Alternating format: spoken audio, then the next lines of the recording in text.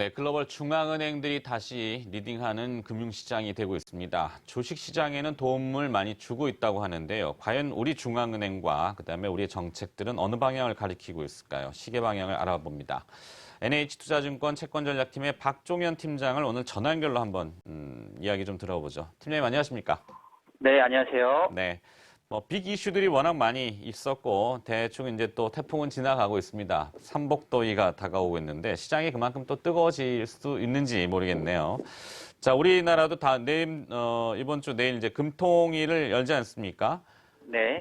한국은행의 금통위 전망은 또 어떻게 판단하고 계십니까? 네, 일단은 그 6월 달에 전격적으로 기준금리를 낮췄기 때문에 요번 7월 금통위에서는 그 기존의 금리 인하에 대한 효과를 좀 지켜보는 시간을 좀 가질 것 같고요. 그리고 지금 정부가 추경 편성을 하고 있기 때문에 아마 이제 추경 편성이 실제 통과되고 또 그게 집행되면서 어떤 효과를 낼지 그 부분도 좀 관찰하는 시간을 좀 가질 것 같아요. 그래서 7월 달은 전반적으로 좀 관망하는 시기가 되지 않겠느냐 이렇게 좀 보고 있습니다. 네, 일단은 시차를 두고 이제 그 금리 인하에 대한 효과를 좀 지켜보겠다라는 쪽이 우세하군요. 금리 동결 전망이 우세하다는 얘기가 될 텐데, 자, 그렇죠. 문제는 향후의 성장률 전망치를 다시 낮추느냐 여부일 겁니다. 성장률 전망치를 낮춰지게 되면은 추가 금리 인하의 가능성이나 시그널은 또 제시할 거 아닙니까? 그거의 가능성은 또 어떻게 봅니까? 일단은 6월 달에 금리를 인하하면서 이미 이제 성장률 전망치는 낮출 거다라는 것을 예고했기 때문에 요번에 낮춘 숫자로 뭐 추가로 금리를 인하해야 되는 명분이 될 것 같진 않아요. 이제 이번에 낮춘 숫자보다도 하반기가 더 안 좋아질 것 같다. 이제 이런 판단이 들면 다시 낮추게 되겠죠. 그래서 아마도 이제 7월 달에 내놓은 수정 경제 전망치가 과연 지켜질 수 있느냐, 이제 이 부분을 관찰하는 시간을 적어도 7월, 8월 뭐 이렇게는 좀 갖는 이런 모습이지 않을까라고 생각이 됩니다. 네, 2% 중반으로 지금 낮아져 있는 성장률 전망치, 조금 어렵군요. 이번 금통위가 아니더라도 연내 금리를 추가로 인하할 것이다라는 의견도 꽤 많던데요. 추가 인하 시점은 언제쯤으로 보고 계시며, 한국은행 내부에서는 기준금리를 내릴 수 있는 한계선에 대한 그 한계치라고 해야 될까요? 어느 정도로 지금 얘기들이 나오고 있던가요? 네, 일단은 저희는 9월 달에 추가로 금리를 좀 낮추는 걸로 생각을 하고 있고요. 기준금리 하한에 대해서는 1% 이하로도 내려갈 수 있다. 이제 이렇게 먼저 결론부터 말씀드릴 수 있을 것 같아요. 일단 9월에 추가로 금리를 인하할 걸로 보는 이유는 6월 달에 금리 인하가 있었지만 이제 그것만으로는 예상되는 경기 하방 리스크를 완전히 메이크업하기에는 좀 어려울 거라고 좀 보고 있고요. 지금 이제 추경이 빠르게 좀 편성이 되고 이게 집행이 되면 좋을 텐데 뭐 여러 가지 정치적인 이유들로 이게 그렇게 빠른 시간에 될 것 같지는 않습니다. 그래서 하반기 경기 리스크를 재정보다는 결국 통화 정책이 더 역할을 해줘야 되는 게 아니라고 보고 있고요. 기준금리가 한 번 더 낮아지면 이제 1%가 되는데 아시는 것처럼 지금 글로벌 중앙은행들의 기준금리는 뭐 미국을 제외하고는 거의 다 마이너스가 있거든요. 그래서 이런 것들을 감안해 보면 우리가 이제 1% 이하로 가는 것을 더 이상 금단의 영역으로 보는 이런 상황은 아니다. 이렇게 좀 보고 있습니다. 자, 내일 우리나라 금통위가 있고, 그다음에 저녁으로 넘어가게 되면은, 늦은 오후부터인가요? 영란은행, BOE, 영국 중앙은행이 또 이 통화정책 회의를 엽니다. 이 MPC에서는 이번에 어떤 대응책들이 나올 건지 시장이 대충 예상은 하고 있는데 그게 최선은 아니다라는 얘기도 있고요. 영국 네. 이야기 좀 해주시죠.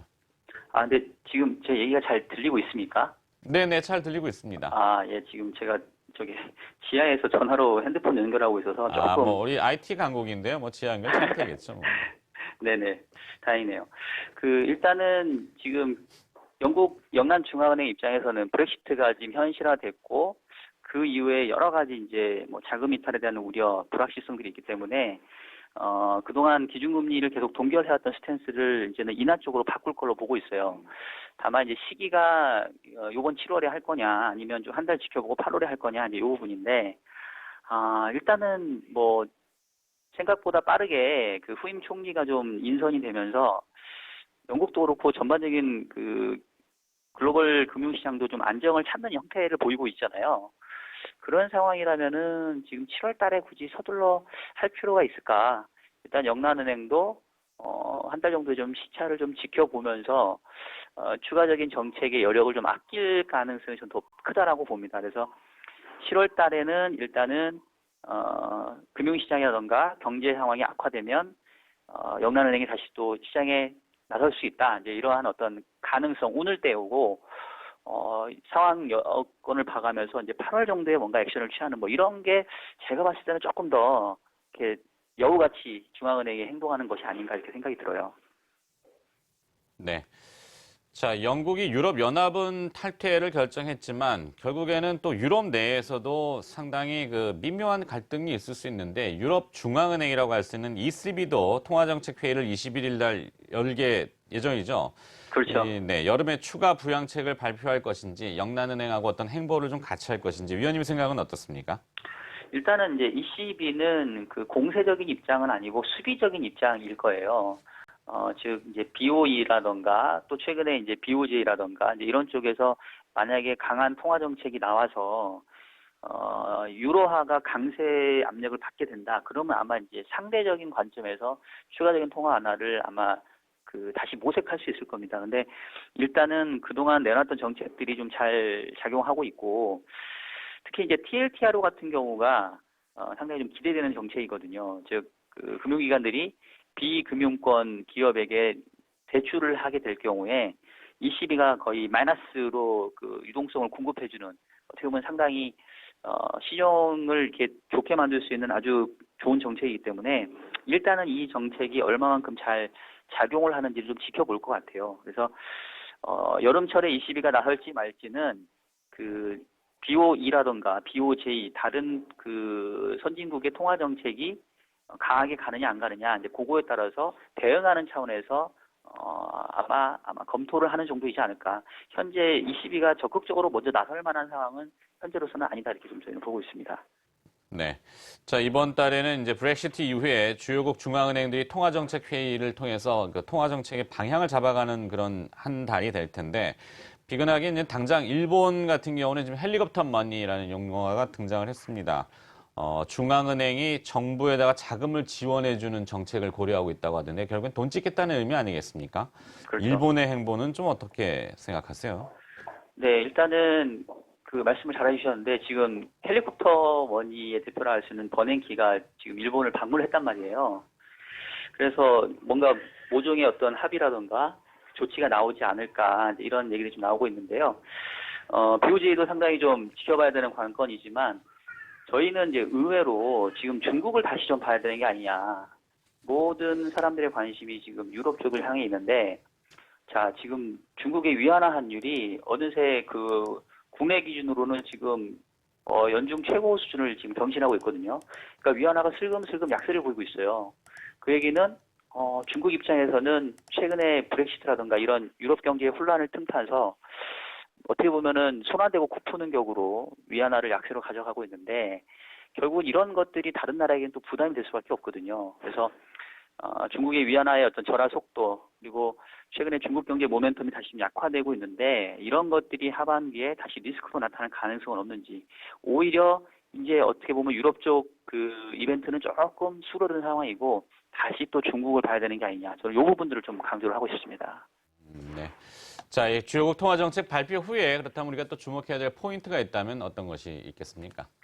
네, 일단은 뭐 말씀드린 것처럼 이제 중국 쪽 어떤 모습들이 보여질 건지가 중요하고요. 그리고 일단은 이제 단기적으로 지금 글로벌 증시가 다시 특히 미국 증시 같은 경우는 사상 최고치 경신을 하고 있는데 브렉시트 이후에 그 심리적으로 상당히 위축됐다가 각국 중앙은행이 아주 적극적인 정책을 내놓을 걸로 기대되면서 오히려 유동성 장세에 대한 기대는 커졌고 생각보다 브렉시트가 뭐 단기간에 나타나는 현상은 아니다 보니까 오히려 이게 어떻게 보면은 유동성 장세에 대한 기대감도 많이 키운 것 같아요. 그래서 단기적으로는 뭐 주식이나 채권이나 모두 조금 좋게 갈 수 있는 이런 상황이 될 텐데 결국 브렉시트는 이게 정해진 수순이고 아마 이제 찬바람 불기 시작하게 되면 실질적으로 브렉시트와 관련된 여러 가지 논의가 진행이 될 텐데 그 부분이 얼마만큼 매끄럽게 진행될 것이가 관건입니다. 그래서 브렉시트에 대한 우려들은 한꺼풀 낮아졌지만 이제는 바야흐로 실제로 진행되면서 여러 가지 문제들이 다시 튀어나올 수 있기 때문에